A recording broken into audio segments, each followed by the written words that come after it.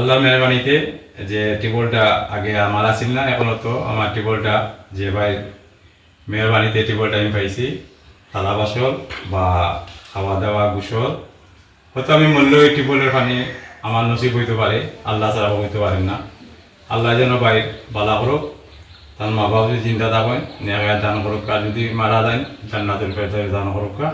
আর আমার লাগে দোয়া করবার, আমি বাইর লোকের নামাজ পড়ি, সবসময় দোয়া করবো আল্লাহ যেন তার বালা করুক।